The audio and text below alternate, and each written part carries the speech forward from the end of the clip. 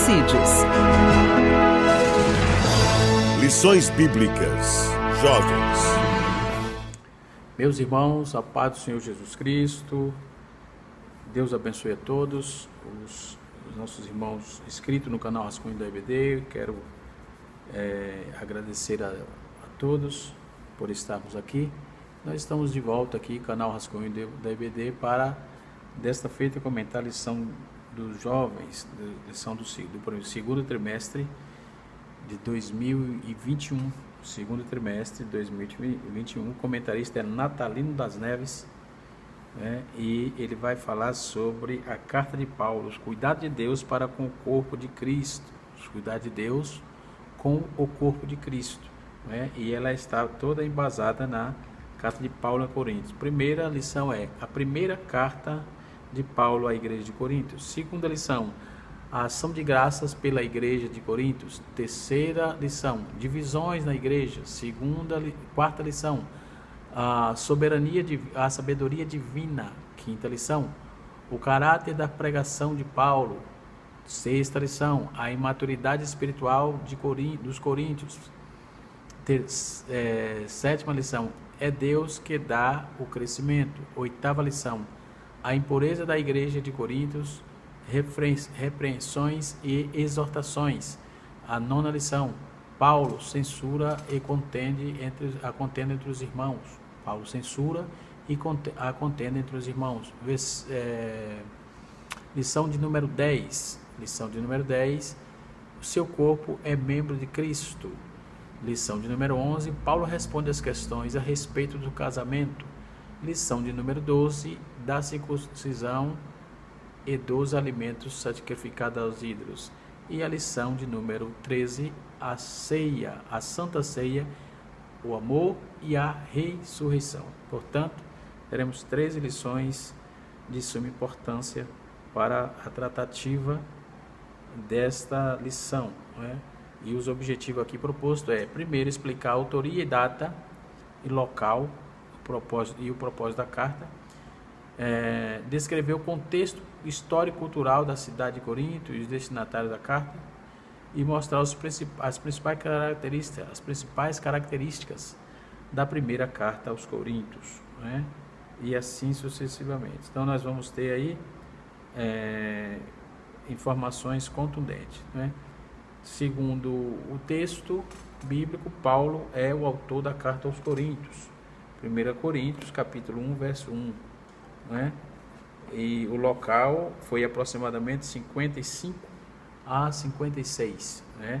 Isso diverge porque diz que foi antes, que em 53 ele deixou Áquila e Priscila lá cuidando da igreja. Então, como já a datação não é sempre precisa, mas é assim, de 55 a 56, antes de Cristo, e assim sucessivamente. Então, Paulo vai tratar, na carta ele vai tratar da nova fé e alguns problemas antigos, a nova fé e a nova moralidade, uma nova moralidade, a nova fé e a nova comunhão, a nova fé e o casamento, a nova fé e a liberdade espiritual, a nova fé e o culto público, a nova fé e os dons espirituais, a nova fé e a ressurreição e a comunhão da nova fé, ok? Praticamente são esses os assuntos propostos na carta de Paulo aos Coríntios, e nós vamos trabalhar isso, se Deus assim nos permitir, em 13 lições, tá certo? Nós vamos estar trabalhando aí esse esboço da carta de Paulo com o intuito de um aprendizado bastante profícuo, certo? E com certeza estaremos aprendendo bastante sobre a questão. No capítulo 1, verso 1, de 1 Coríntios 1, 1 Coríntios capítulo 1, versículo 1, vai dizer assim, está escrito assim, vai dizer não, está escrito, Paulo quer dizer menor, chamado para ser apóstolo de Jesus Cristo, pela decisão da vontade de Deus, e o irmão Sóstenes quer dizer salvador da nação, certo? Há uma conjectura de que Sóstenes foi amanuense de Paulo, né? Mas são conjecturas, certo? Eu falo isso que você pode pesquisar aí quando você estiver estudando as cartas paulinas em curso teológico, coisas assim. Você vai pegar um compêndio de informações aguçada, né? Então Paulo vai falar, primeiro ele vai falar da igreja santificada, depois vai falar da igreja chamada para a santidade. A igreja de Corinto foi chamada de santificada, mas logo a seguir foi chamada de carnal. Então tem esses contrastes que nós vamos aprender na carta de Paulo aos Coríntios, ok? Esses contrastes são de suma importância para que aprendamos, né? Aprendemos esses contrastes aí. Não aprendemos fazer, mas aprendemos por quê e como. No capítulo 1, versículo 1 a 6, que é o texto proposto aqui, disse Paulo, chamado apóstolo, eu já li o texto, né? Apóstolo de Jesus Cristo, pela vontade de Deus, e o irmão Sóstenes.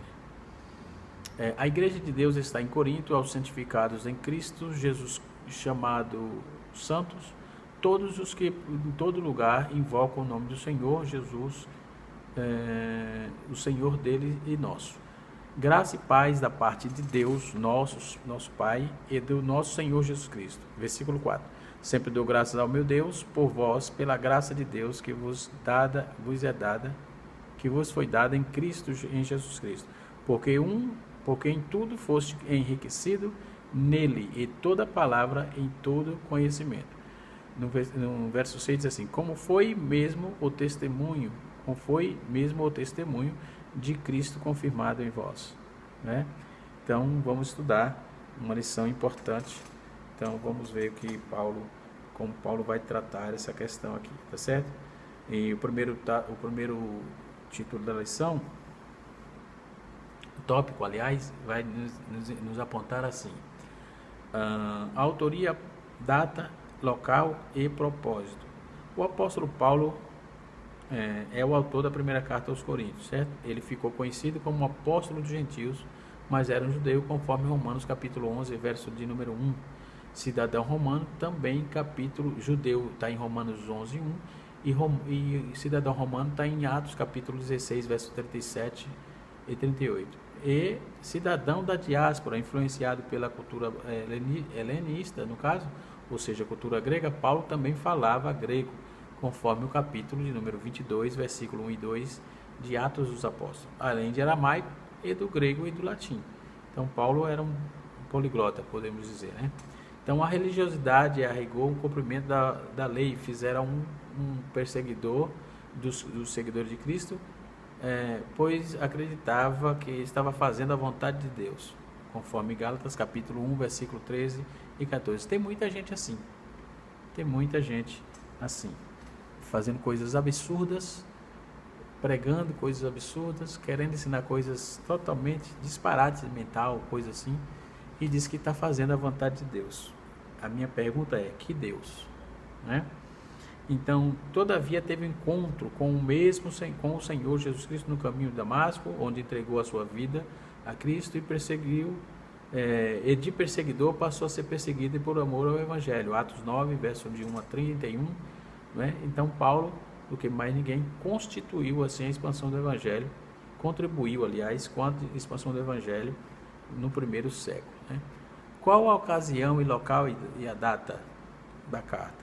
Paulo chegou à cidade de Corinto entre 50 a 51 depois de Cristo, conforme Atos 18, versículo 1. Vindo de Atenas, né? Ele hospedou na casa de Priscila e Áquila, casal de missionários que havia sido expulso de Roma em 49, e por meio de decreto do imperador Cláudio, né, Paulo permaneceu cerca de 18 meses na cidade, trabalhando na oficina de Priscila e Áquila.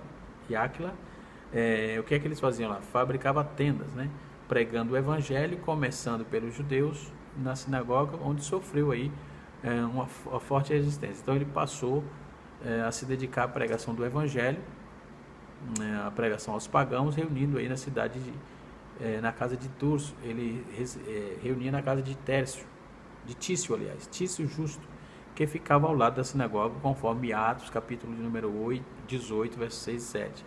Então, no início da comunidade cristã, era formada de pobres e de pessoas sem muita instrução, né? Até que Crispo e Sóstenes, ambos chefes da sinagoga, também se converteram, né? Conforme está escrito em Atos, capítulo 18, verso 8 e 17.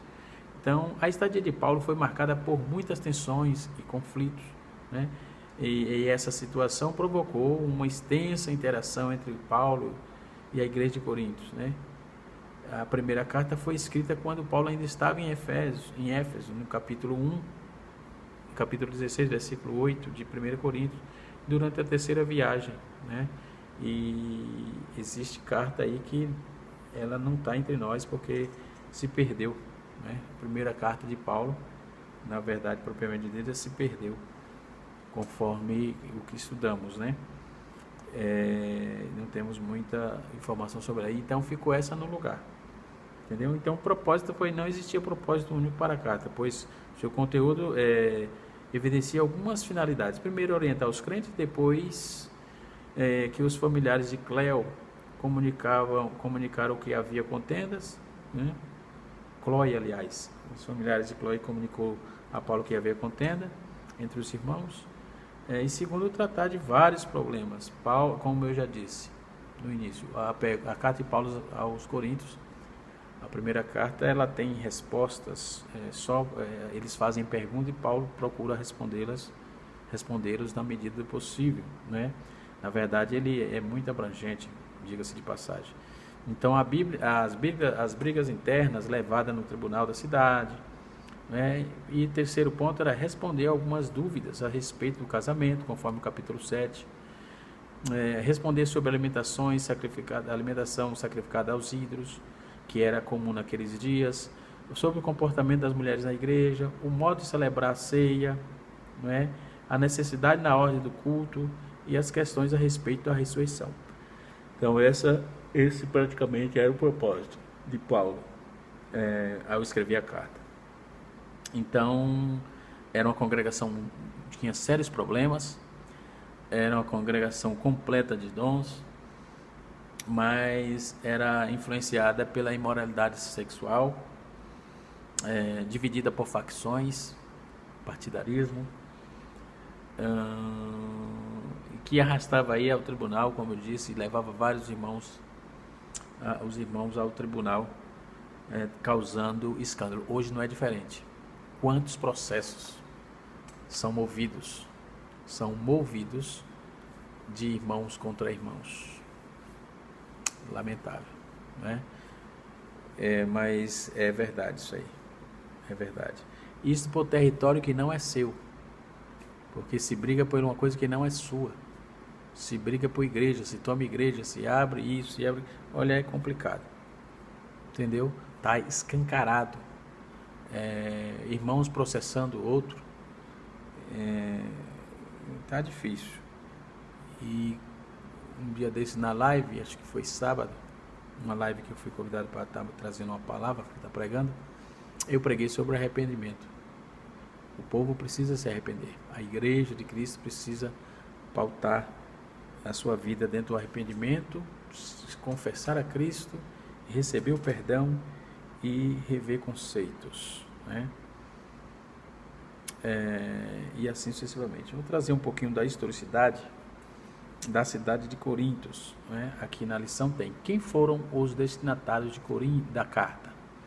O segundo tópico, a cidade de Corinto sofreu uma grande influência, né? A devastação em 1146 a.C., mais um século depois, tornou-se uma cidade-colônia, uma metrópole da província romana de Acaia.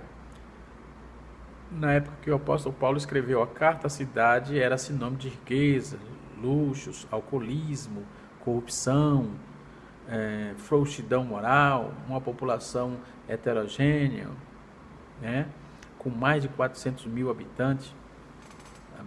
Corinto era uma cidade próspera, tinha aí muitos portos, um excelente comércio, né? No entanto, os 2 terços da população era de escravos, trabalhadores. Veja o disparate, né? A exploração já existia naquelas épocas, né? Preparei aqui um mistério está dentro da lição aqui, que o nobre professor, o comentarista, também está citando. Então, ela ficava na região do Mediterrâneo, né?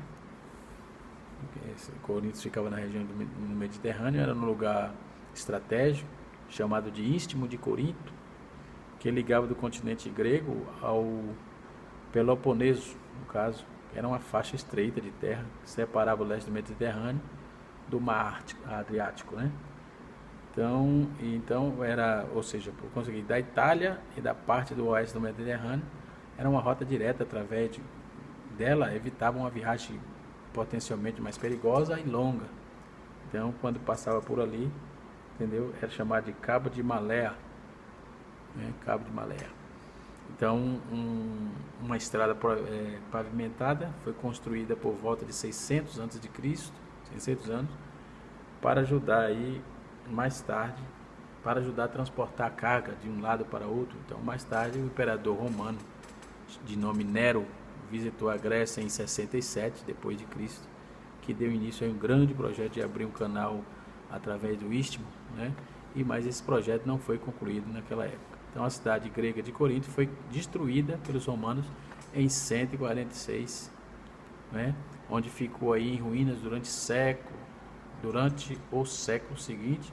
A cidade vizinha de Siquion assumiu a responsabilidade pelos jogos istmicos, né? Também era um dos 4 grandes jogos pan-helênicos, né?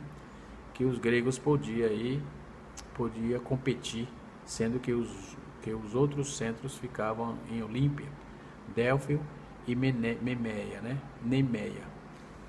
Olímpia, Delfos e Nemeia era onde ficavam as outras praças de esporte naqueles dias. Em 44, a cidade foi reinaugurada por Júlio César como uma colônia romana. Aí foi dada um estilo romano através do uso da arquitetura romana. E ao invés de grega para a construção, seus prédios e espaços públicos, no caso, foi lhe dado aí um estilo romano. Então, através de uso da arquitetura. Então, o viés aí de grega para uma construção de seus prédios, espaço público. A maior parte das inscrições públicas no primeiro século, na vida da colônia, está em latim, que era um idioma também que eles falavam ao invés de grego, né? Por causa dessa influência romana, né? A influência romana. Então, refletindo a identidade cultural daquela questão, daqueles dias na cidade de Corinto. Então, esses textos que também indica aí a forma como exemplo de que ocorria em outras cidades romanas, não é? Os textos de latim, que expressava aí a generosidade, doando prédios e outras construções para o benefício da colônia. Um exemplo bem conhecido foi a doação de uma praça ao lado do teatro em meados do primeiro século depois de Cristo, feita por Erastro, um edil magistrado romano da cidade. Um homem com o mesmo nome, descrito como tesoureiro da cidade, aparece na Epístola de Paulo aos Romanos, capítulo 16, versículo 23, ok? Então, escrita em Corinto. Corinto continuou sendo uma cidade importante durante o período romano e com seus 2 complexos portuários, Secreia, no Golfo Sarônico Oriental, e Lequel, no Golfo de Corinto, certo? Então, esses 2 portos que dava sustentação econômica para a cidade e toda a movimentação que existia ali. Então, era um centro administrativo da província de Acaia, como nós já vimos, está na nossa lição também, e que abrangia um Peloponeso da maior parte aí a maior parte do sul do continente grego. Como resultado aí foi a moeda, a moda entre a elite social, a moda de outras cidades da província era exercer a influência da magistratura em Corinto. Por exemplo, encontramos um membro da família espartana de Euríclides, que assumindo o papel de liderança, tomando benfeitoria da cidade de Corinto, sendo o centro da província romana, com finalidade de comunicação com o leste do Mediterrâneo e com a própria Itália. Era natural que Corinto se tornasse um foco do ministério de Paulo para essa estrutura do imperador, por exemplo, o imperador Augusto, vestido uma toga, vem de Corinto. Lá nos lembra que o Romano era uma cidade, essa questão nos lembra que era uma cidade cosmopolita, né? Então, à sua primeira vista, Paulo ficou lá 18 meses na sua primeira visita, entendeu? Essas visitas podem ser datadas com razoável precisão, mas, como eu já disse, data sempre nunca é batido o martelo, porque foi nesse período que Paulo foi levado perante Galho, o governador de Acaia, né? Havia ali registro sobre o governador de Galho numa inscrição de Delfos, que pode datar cerca de 50 a 52 depois de Cristo. Então Paulo escreveu no mínimo 2 cartas de Corinto. Uma carta aos romanos, aparentemente foi escrita em Corinto, pois inclui saudações dos membros da cidade de Coríntios, né? O problema da natureza sexual, por exemplo, de Corinto vem dessas escritas. Paulo vem trabalhando também. Paulo vai trabalhar isso aí, né? Então, as escavações realizadas como membro da Escola Americana de Estudos Clássicos, por exemplo, revelam o indício de uma veracidade de práticas religiosas na cidade. Maiores detalhes a respeito dessas religiões vêm de inscrições e relatos de autores que escrevem aí no período romano. Tem um geógrafo chamado Astrabão, que escreveu durante o reinado do imperador Augusto, que comentou na sua época o templo de Afrodite, no Acrocorintos, né? um monte com mais de 500 metros de altura, que se destaca aí a paisagem da cidade. Então, Afrodite era uma deusa adorada naqueles dias. Então, não passava assim de uma modesta construção.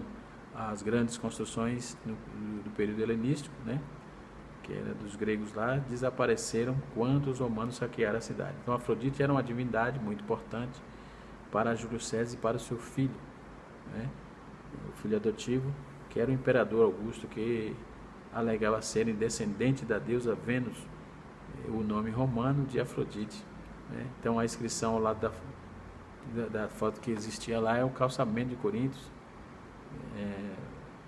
Relatava aí o original da letra de bronze, por conta de que a obra foi paga pelo magistrado da cidade, e o magistrado chamava-se Erastro, né?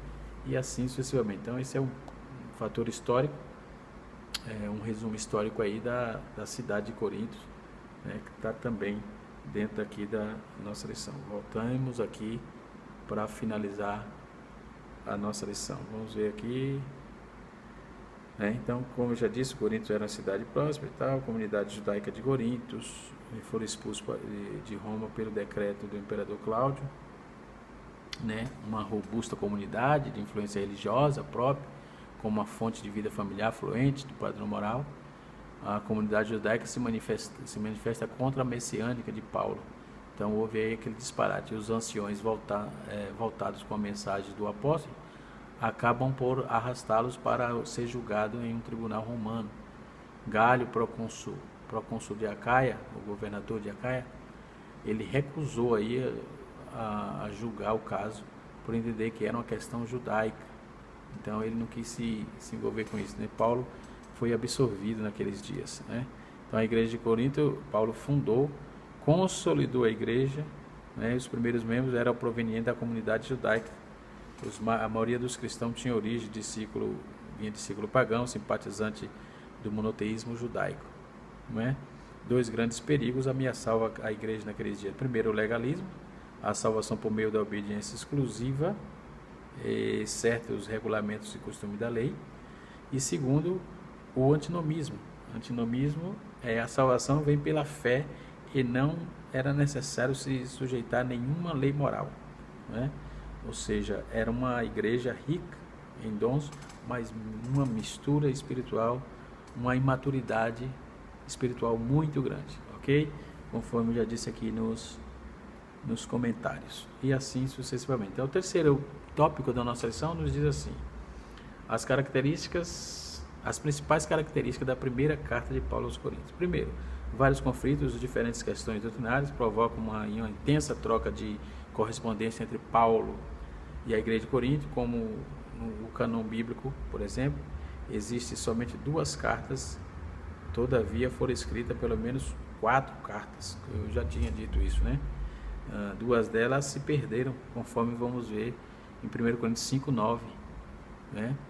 A imaturidade, depois Paulo vai trabalhar a questão da imaturidade. O problema que mais preocupava o apóstolo era a divisão interna entre a igreja, ou seja, era irmão brigando entre irmão. Hoje não é diferente.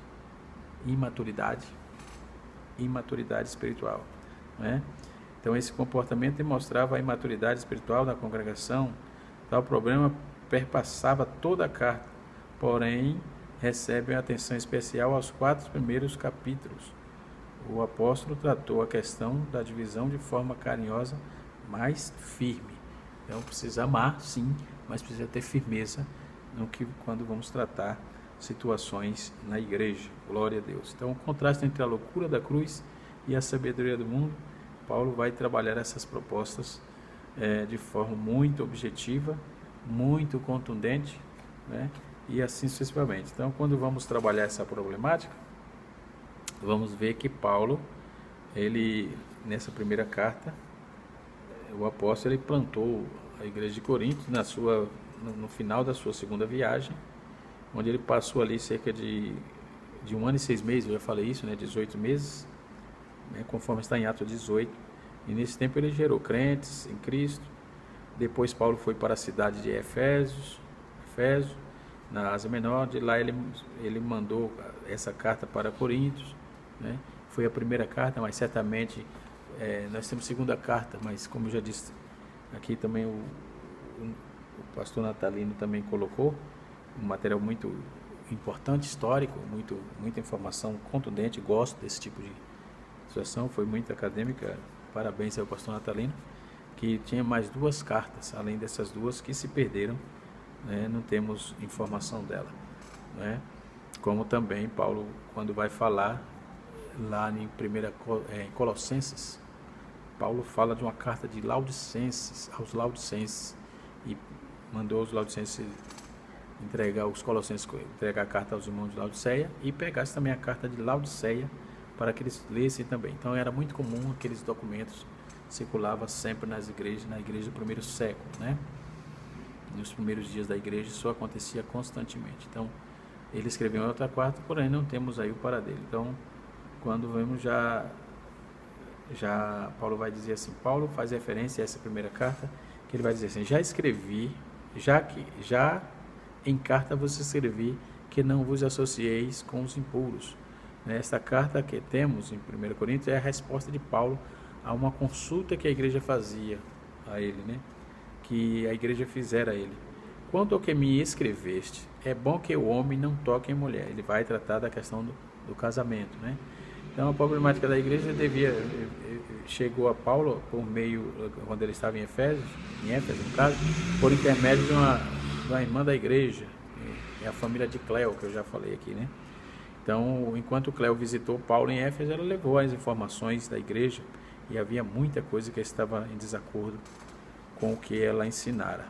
Ou seja, havia divisões, havia contenda na igreja. Então Paulo escreveu essa carta como que trazendo resposta à solução de Deus aos problemas que a igreja estava vivenciando. Por que Paulo resolveu plantar a igreja de Corinto? Porque era um missionário, era estrategista, né? Primeira razão que ele plantou a igreja ali é que a região era geográfica, né? Era uma razão, aliás, a região geográfica. Corinto era a cidade grega de grande importância naqueles dias, então ficava bem próximo a Atenas, né, a capital da Grécia. Então é a capital intelectual do mundo, no caso, naqueles dias era a capital. Corinto, no caso, era uma cidade que banhava 2 mares, o mar Egeu e o mar Jônico, né? Então Corinto ficava aí. Então tinha 2 portos, conforme eu também já relatei, né? Um dos mais importantes portos da época, o porto de Secreia.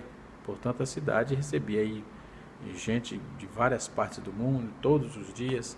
Era uma cidade onde as pessoas de diversas culturas se fervilhavam pelas ruas e praças de Corinto e assim sucessivamente. Então, podemos notabilizar que é a São Paulo de hoje. Podemos dizer, São Paulo só não tem porto, a não ser na cidade de Santos, né? Mas a cidade de São Paulo propriamente dita, não. Ok?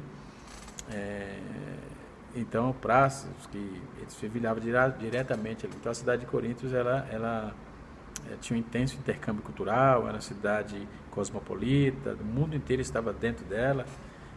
Então, evangelizar Corinto era um problema, era um plano, aliás, um plano de estratégia. Então, Paulo foi estratégico aqui e ele trabalhou e abriu esse trabalho, pois o evangelho, a partir de Corinto, ele poderia se espalhar e alcançar vários povos, que foi o caso. Por que não dizer o mundo inteiro? Então, essa foi uma das razões porque Paulo se concentrou na cidade. E a segunda razão por que ele abriu o trabalho lá? A segunda razão é a razão social.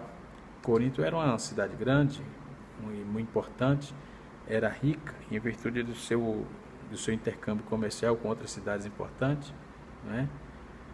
O teólogo comentarista William Barclay, no seu comentário aqui, ele vai dizer assim: diz que todo o tráfico da Grécia ele passava por ela. Então, a maior parte do comércio entre o Oriente e o Ocidente do Mediterrâneo optava por passar em Corinto. Então, não apenas o comércio era robusto, mas também Corinto era uma cidade florescente, com respeito cultural muito grande. Havia aí um auditório musical, que era o Odeon, né, localizado em Corintos, né, que era com capacidade para 18 mil pessoas sentadas, aquele centro musical ali. 18 mil pessoas sentadas, o auditório. A cidade de Corinto foi construída totalmente e foi arrasada pelos romanos em 146, né? Então foi coberta pelas cinzas, do opróbrio, do abandono. Por 100 anos ela ficou assim no ostracismo. Somente aí na volta de 46 antes de Cristo que o César Augusto reconstruiu, né? E aí um comentarista, também arqueólogo, David Prior diz que a partir de 46 Corinto emergiu aí uma nova prosperidade, adquiriu um caráter cada vez mais cosmopolita, ou seja, muita gente de outros lugares. Então Paulo chegou a Corinto, era uma cidade nova, né? Era a psicologia da religião vai sinalizar que era uma igreja da cidade, uma cidade nova e florescente, e mais tinha probabilidade de crescimento, como por ser uma cidade antiga que se restabeleceu de novo, outra vez. Então ela criou já tinha aquela tradição religiosa que estava arraigada ali. Paulo entendeu que era a hora de trabalhar isso aí. Então, outra razão foi a razão cultural. Corinto é uma das cidades mais importantes do mundo, conforme eu já disse, né? Então, pelo comércio, por essa razão, abriu-se igreja em Corinto e a igreja se expandiu para todos os lados. Glória a Deus. Deus abençoe a todos. Nós, com certeza, vamos estar tratando desse assunto daqui para frente, né? Visto que a lição ela vai nos oferecer bastante subsídio e os comentaristas aqui propostos também, né? Tem aqui o professor, ele coloca aqui 2 subsídios na lição, que nós usamos também o dicionário Cliff e o comentário de 1 e 2 Coríntios de Thomas Reynolds, Hoover, ele vai usar, né?